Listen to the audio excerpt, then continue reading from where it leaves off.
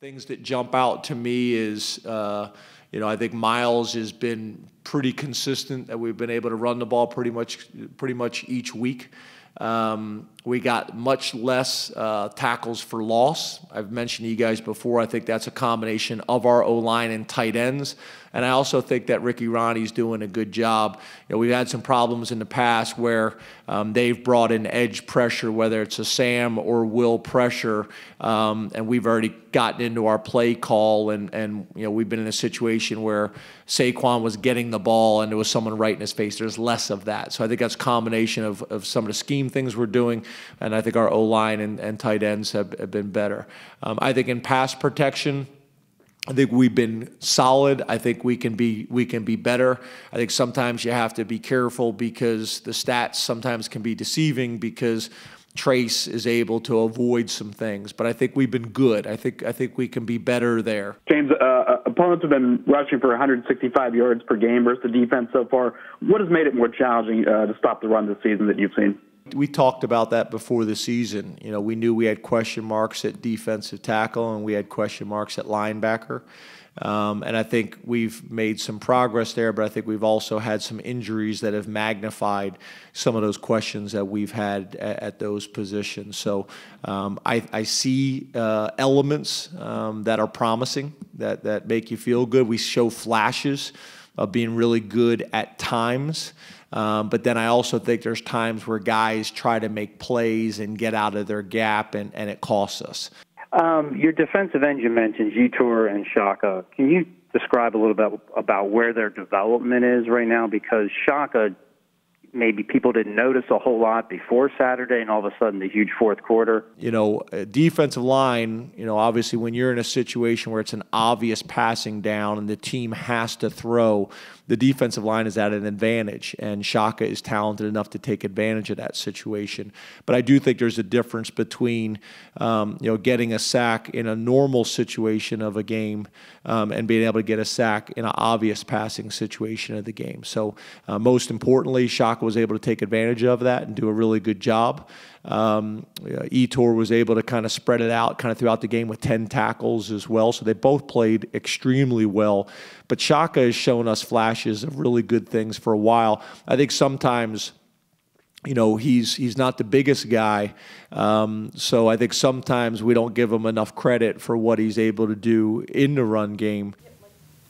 Hey, Mike. This question is about the implications of a defense staying on the field, because the discrepancy is kind of stunning. The last 2 weeks, you guys have been on for 189, and Iowa's been on for 104. There's like a whole game there. And who's been on for? Iowa's defense has been on for 104 plays the last 2 games total, which you guys were 100 for the last game. Were implications for practice, for strategy, for substitutions? Yes, yeah, there's no doubt about it. Those are the things that we discuss on Sunday, how many plays we played in the game. And then obviously, you guys know we use the navigation devices, so we're able to check heart rate and distance traveled and all those types of things. So it definitely factors into how we practice, not as an entire team, but how we'll modify those guys' reps. And then what we always do is then we check the data on Friday and compare it to the previous Friday and see, have we recovered, been able to get the work that we needed to get done during the week, and have they recovered so that they can go out and play at a high level on Saturday. So all those things are factored in. And I think that's probably, a couple things that we've talked about as well, is we need to be better on third down as an organization. Our offense needs to be better on third down, which will create more opportunities for our offense to stay on the field and scoring opportunities. But obviously, the other impact of that, it keeps our defense off the field. Now, when our defense is on the field, we have to do a better job on third down and getting off the field. So I think sometimes when you look at time of possession, a lot of times if the offense is not sustaining drives, then you look at the defense and you say the defense is being put in a tough spot because the offense isn't sustaining drives as much as they possibly can, but the defense has the ability to go 3 and out and send it back. So it's truly a team stat. Offense, we got to be better. On defense, we got to be better.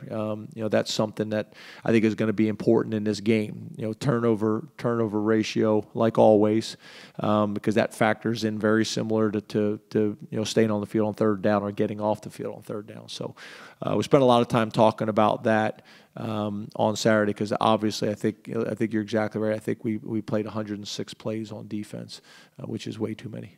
I know you talked about how well Miles is playing. Heading into the Big Ten schedule, though, you mentioned the importance of that three-person rotation. Through 4 games, the other guys have touched the ball twice out of the backfield, Journey once and Ricky once. Is that something you want to kind of get back into? These next 5 games, the weather could turn for the worst in some of these contests. Getting Ricky, Journey involved, or is it just more that there's not a reason to take Miles off the field because of the way he's playing? I think it's a combination of both. I think it's a combination. Miles is playing really well right now, and I think it's also a combination. I told you that Ricky was a little banged up last week, and Journey was starting to kind of take that next step that we felt comfortable putting him in the game, that he could use his ability, he could play with confidence and those types of things. So I think it's kind of a combination of all those things. Miles is playing pretty well. It just so happens that you lose Mark Allen, and then it just so happens that Ricky gets dinged up, and then Journey's the next guy up, and JT's another guy that we had a lot of confidence that we could put in.